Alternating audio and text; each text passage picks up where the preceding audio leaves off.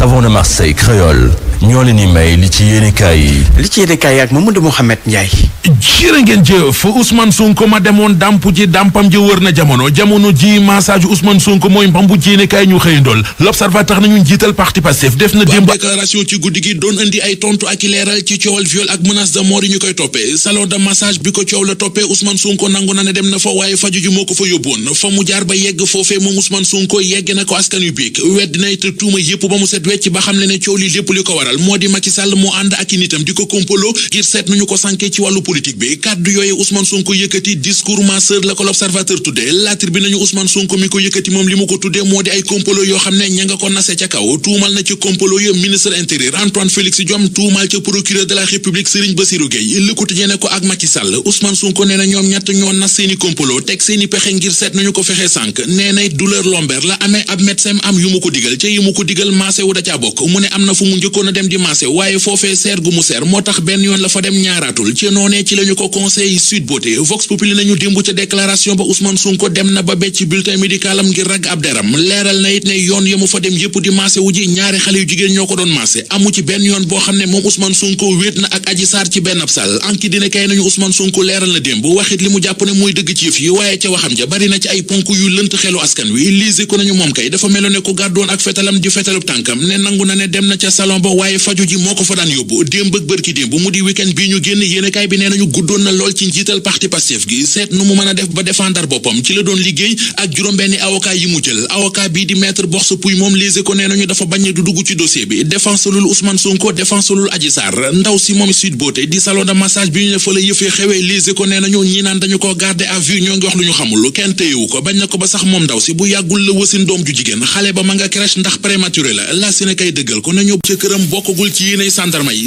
yu section recherche yi daal li ñu bëgg moo di def ay prélèvement ci Ousmane Sonko la si ne kay nañu ak lu ci mën di xew yëf yi mi ngi gën di photo ñu ci Ousmane Sonko Sud Quotidien nañu sandarma yi convoqué nañu ko tey ji ci suba ca section recherche waaye Ousmane Sonko nee na demul moom du noonee la ñu koy convoqué ndaxub député la bu ko sandarma yi soxlaa nañu jaar assemblée nationale libération tegal ñu ci ne moom Sonko teg na ci ne bu amee ay sandarma yu ñëw këram bëgg koo jëli dana ko ñàkkante ak ñoom sandarma yi soxlaa nañu jaar assemblée nationale libération tegal ñu ci ne moom Sonko teg na ci ne bu amee ay sandarma yu ñëw këram bëgg koo jëli dana ko ñàkkante ak ñoom journal bi nañu fa mu làqu ba ne du wuy ji mu di immunité parlementaire am dimbalaanoo kiirlaay ma mu amee ci assemblée nationale tey ji ci lañ koy tàmbalee muri l'observateur di dëggal ne ci levée immunité parlementaire am ci la ñu jëm ñu dem ci journal li quotidien fekkaat fi coow li nee nañu Ousmane Sonko xamle na ne ci jamonoy galaajateur ci la ñu toll waxtu toog ci saaleeg nekk ci internet bi di xeex jeex na jamonoy jàmmarloo defante raag banaaw ci la ñu toll ndax ki ñu ko séqal di Macky Sall loolee rek la xam rapport de force moo man ci moom dara sursoi nañu Ousmane Sonko ginnaaw ba mu demee ca salon de massage bii di Sud Beauté maasewu ba xolam sedd léegi nag nee na nit ñi jóg fi pour xeexle ji ko sursoi wax nañu it li tax ba waa police dem toogaanu ju siège bu journal Les Échos mi siiwal xibaar bi keroog leneen lu jaaxal journal bi ba tax mu xëy di ca wax moo di nee na ba yëf yu tàmbali ak léegi waa AJS association des juristes sénégalaises kenn déggu leen ci Adji Sarr di maasekat bu jigéen bi tuumal Ousmane Sonko ku bëgg a xam mooy kan dëgg-dëgg xooli ko ci l'observateur ubbil yéenekaay bi Adji Sarr Fatick la fekk baax ñaar fukki at la am ku teel a ñàkk yaay la baayam it yaru ko ndax ci fukki atam ak ñeent yéenekaay bi nee nañu ci lañu ko indi Ndakaaru. comptoir commercial de plomberie du Sénégal CCPS seen gamme Opalia ak seen savon de Marseille créole ñoo leen doon may li ci yéenekaay yi. ñu koy gërëm Mamadou Mouhamed Ndiaye doon jàngal ci yéenekaay yi mbokk yi foofu la ñu yem ci xibaar yi nestu ñu def partie ci ci gën a fas.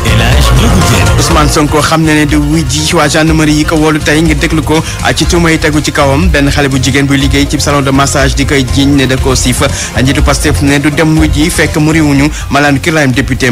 demoon nañ ci ndoxtalu xibaar yi ci këram moom Ousmane Sonko ak ci gendarmerie Colobane fekk fa suñu reporter yañ fa teewal la ca Casamance chef de village yu gox yi rebelle yi tegoon loxo rafetlu bu baax a baax opération yi l'armée bi di amal fan yi ñu yaakaar ne daañu mën a delluwaat seen i dëkk ci ni mu gën a gaawee élèves yi di delluwaat ci école yi gannaaw semaine fête bu ñu amoon kilifa yor njàng mi ca diwaanu Fatick yokk matuwaay yi ngir aar élèves yi ak jàngalekat yi ci mbas mi mu nekkoon xibaar suba gi ci rajo Futurs Médias El Hadji Ndiogou Diène ne woon ci micro bi ànd ak Abdoulaye Diop ci machine bi ñuy gërëm Maysa Mbaye ci Ousmane Sonko xam le ne di wuy ji waa gendarmerie yi ko wolu tey ji ngir déglu ko ci tuuma yi tegu ci kawam benn xale bu jigéen buy liggéey ci salon de massage di koy jiñ ne daf ko siif njiitu Pastef ne du dem wuy ji fekk muriwuñu Malang Kirlañ député am daañu dem ci ndortali xibaar yi ca këram ak ca gendarmerie bu Colobane fekk fa suñu reporter yañ fa teewal ca Casamance chef de village yu gox yi rebelle yi tegoon loxo di rafetlu opération yi armée bi di amal fan yi ñuy yaakaar delluwaat ci seen i dëkk ci ni mu gën a gaawee élèves yi di delluwaat ci l'école yi gannaaw semaine fête bu ñu amoon kilifa yor njàng mi ca diwaanu Fatick yokk matuwaay yi ngir aar élèves yi ak jàngalekat yi ci mbas mi daañu sa xibaaru tàggat yaram chronique culture bi jeexale ak li ci yenn kaay yi mu nekk li gën a fës ci xibaar yi nestalu nañ ci ay faram-fàcc.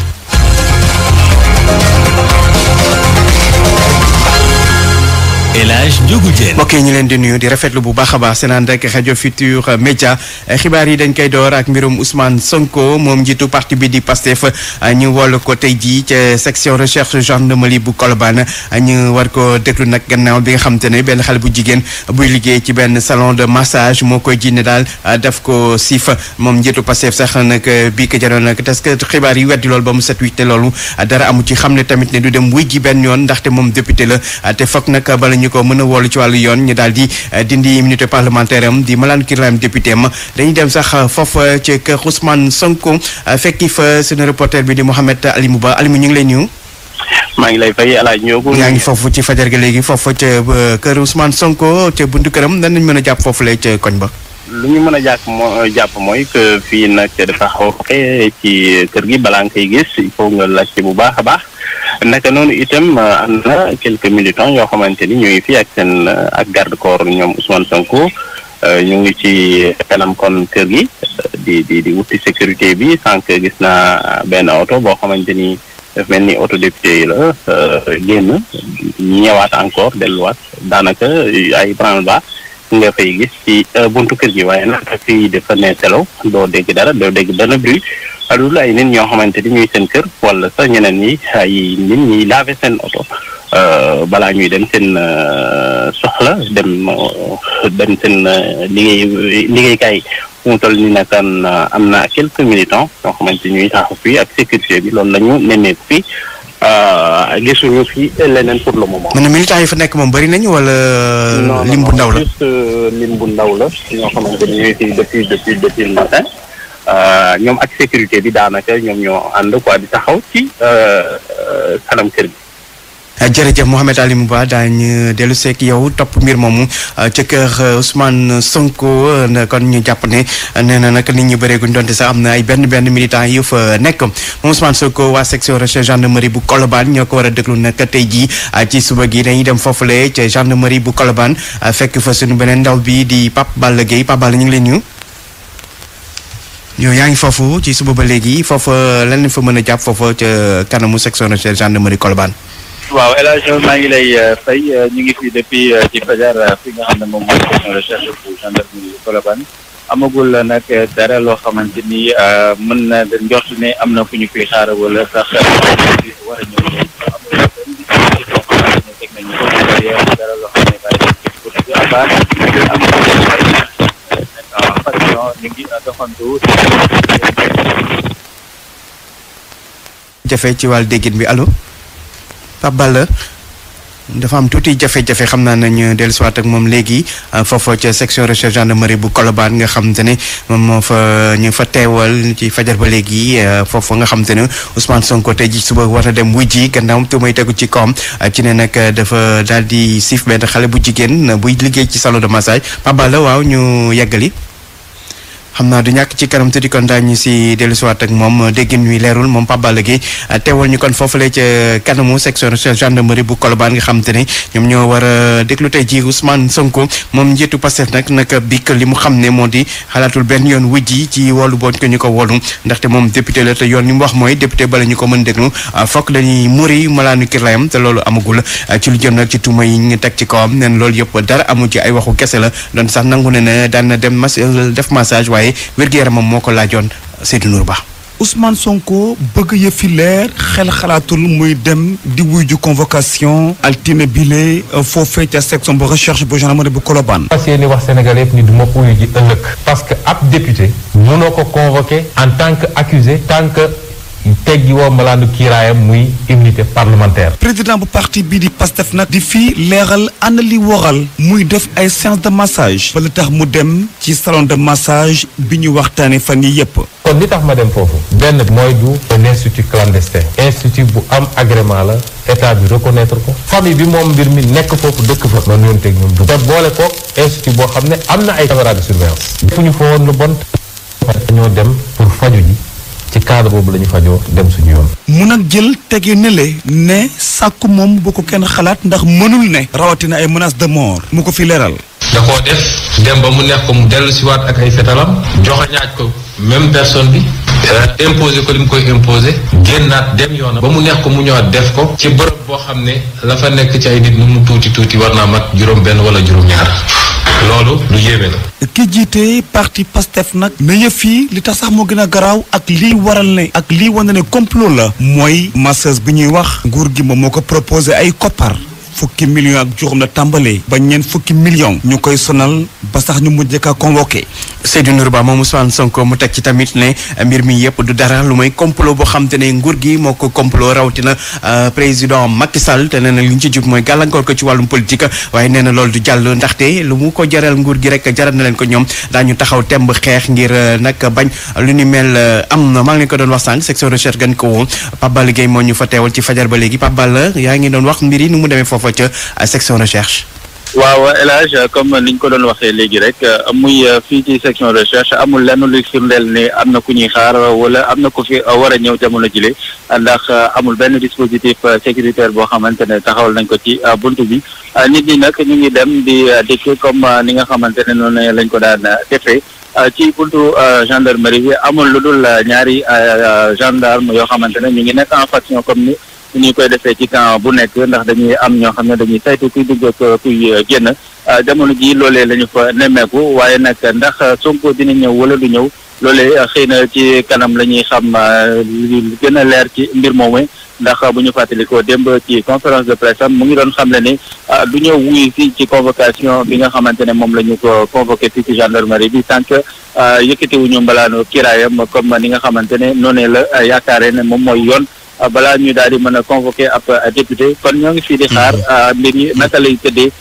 fileeg ci kanam El Hadj Ndiogou Diène. incha allah ba ci kanam Pape Balla Gueye teewal ñu foofu kon ca kanamu section recherche gendarmerie bu Colobane di topp mbirum Ousmane Sonko ñu fàttali ne kon moom dem li mu xam ne moo di ne tant que dindiwul malaan kiram député am di dem wuy ji waa gendarmerie loolu nag ñu seen xel màcc ci wàllum yoon daal di ci addu li ñu gis moo di ne lu xel mën a nangu la ndaxte yoon dafa am nu mu tërale booy woo ab député leeral yu malal ci ñoon Diagne. député Ousmane Sonko am na càggalu guy wuyu ji am déet ca convocation section de recherche bu gendarmerie Colobane professeur Ndiak Fall di pénaliste di wax ci wan fànn la Ousmane Sonko mën a jëfee nu ni mel. am na ci droit su ko neexee wuyu ji su ko neexee bañ a wuyu ji su fekkoon ne nangu na wuyu ji waa gendarmerie dañ koy déglu suñ ko dégloo ba pare dañ koy bàyyi mu ñibbi këram ndax sañuñu ko téye boobu ñu wax garde à vue sañuñu ko téye ndax dafa am malaanu kiiraay li ñuy wax immunité parlementaire. convocation booba ki nekkoon njiital commission juridique ci jamonoy Abdoulaye Wade ci assemblée nationale jàppee ni lu jur coow la te dëppawut ak yoon maître Abdoulaye Babou ni lii moo tax mu am gis-gis bu ni mel. Sonko ñëpp xam na ni député la te assemblée nationale su nekkee en session unique comme maintenant waroo mën a convoquer député bi tant que amuloo autorisation bureau assemblée. waaye professeur Ndiak Fall ni procureur am naa sañ-sañu sàkku ci assemblée nationale ñu dindi malaayu kiirlaay génn député moom professeur bi di dikkaat ci ban fànn la loolee mën a nekk. léegi dañu koy wax procureur de la république. procureur de la république mooy def ay pexeem ba assemblée nationale wuññi malaanum kiiraay bi. bu loolu amee nag ci lay mën a wuy ji gendarmerie. dina wuy ji am du wuy ji li wér te wér mooy bu nekkoon yëf yi flagrant délit la yoon jagleel na takk der yi nu dem jëli nit ki indi ko ngir mu tontu sa laaj donte kookee dafa di député mbaa mu am génn malaan gu ñu teg ci kawam ngir iir ko. Malal Junior Diagne des ba léegi lu soxal wàllum yoon ak lii di atte bu Kaolack di chambre criminelle ñu fay atte njombe yi seen session bu njëkk ba atum 2021 daañu ko dox tey ji ci altine ji fukki mbir ak ñeent lañ fa war a atte bokk na ci nag ñaar mbir yoo xam te ne ay mbiru faat bakkan la nit ñi ñu war a atte nag tollu ci ñaar fukki nit ak ñeent 8h tegal fukki minutes. pour man RFM mooy rajo di gaaw ci xibaar yu wóor. RFM xibaar yu wóor te wóor. wax ci leneen ci xibaar yi jëm ci wàllum Casamance ak opération yi armée bi di amal fan yëpp ngir nag faagaagal pexe ñi nga xam te ne ñooy sambabo yi lëmbee foofu la ca diwaanu Casamance ñii di nag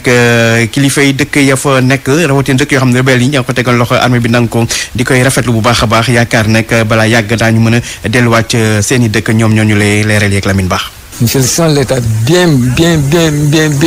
ma ngay wuyoo tuur Chérif Diamé moom mooy chef de village bu Bilaas diwaan la bi nga xam ne l'armée baa ko jëlee ci loxoy bandes armées fan yi weesu moom nag mbégte la amee bu mu yégee li ni mel ba léegi. On a quitté là-bas depuis 92 ba léegi lañ fa jógee mësuñ faa dellu bu ñu déggee ni nag l'armée bi teg na fa tànk loolu dañ ci kontaan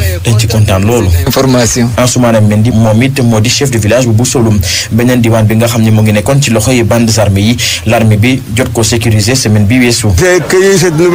bi ma ko déggee di dama fecc donte sax ne mag la fecc naa ci loolu nag yaakaaroon nañ ne fu mu nekk nii ñàkk nañu lépp waaye jamono ji leer nañ ne li nga xam ne moom lañ fa bàyyi mooy suñuy suuf suñuy àll ba sax sëg yi nga xam ne fa la ñu denc suñuy mbokk yi nañ dellu gisaat ko.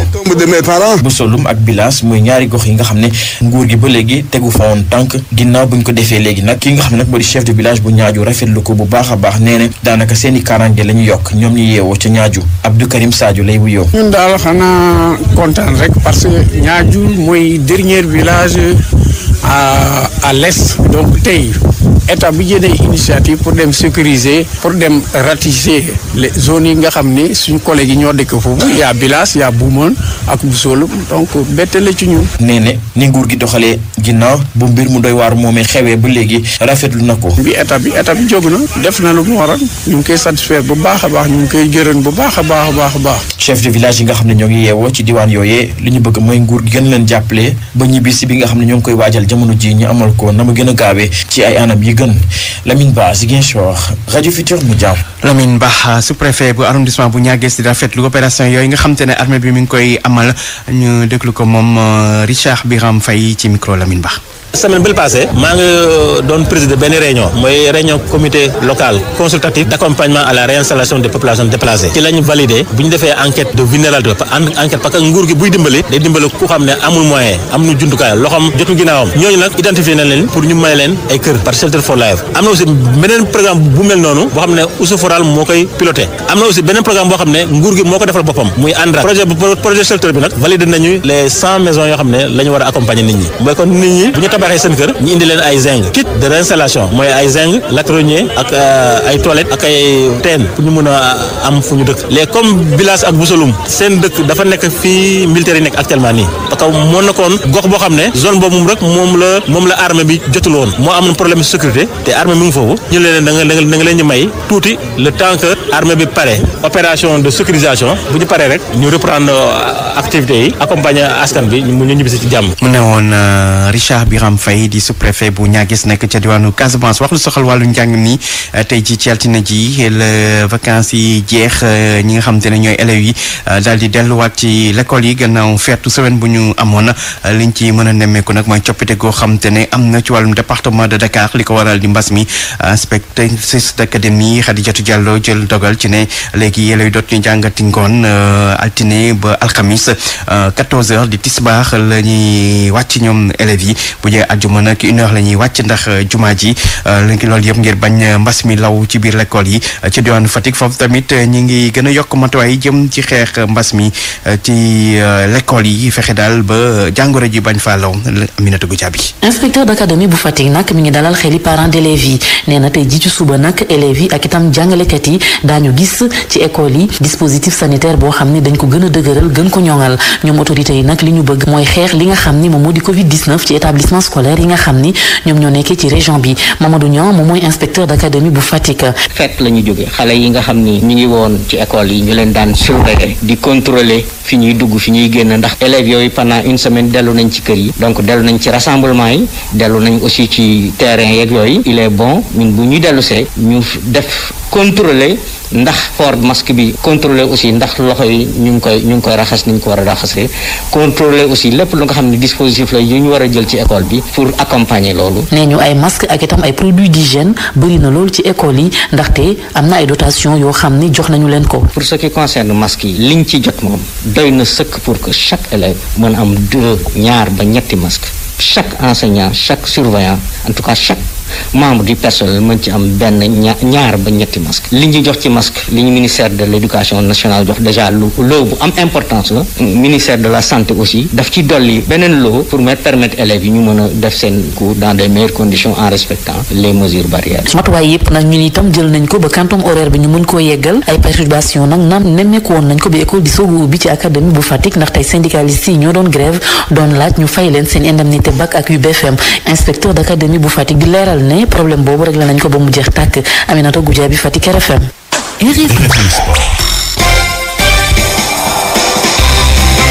xibaaru tàggat yaram Malal Junior Diagne leen ci àndal Diagne maa ngi laa nuyu. maa ngi laa fay El Hadj Ndiob. loo ko tàmbalee. football bi dañu ko tàmbalee njeexitale juróom-benneel bi journée championnat Sénégal démb taw moo ko tëj kàkk la def diggante waa Casa Sport ak waa Pikine ca Aline Sitoé Diatta kenn dugalu ca dara loolee moo tax ba Jaraaf fi mu toll nii moom tund mu ne ca kaw am fukk ak ñett si poñ Ligue 2 ji itam amal nañu démb ay jongante Linguère daal di ca profité noggatu si Ndakaaru gi Renaissance bu Ndakaaru ñaar si dara. la ko mujjee rek daal di kon dóor ndam loolee kii di entraîneur Linguère di Abdou Massib Diagne am na njàngat lu mu ci def ci micro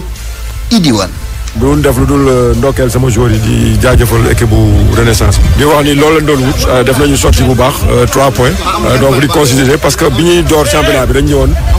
championnat ñun daaw bi la ñuy continuer donc ñun si phase retour lañu nekk suñu bopp phase retour la ñuy jouer donc du ñu def lu considérer parce que dañuy bañ si points yi woon daaw ñun moom la ñu nekk di conserver donc si état stade boobu la ñu nekk donc moo tax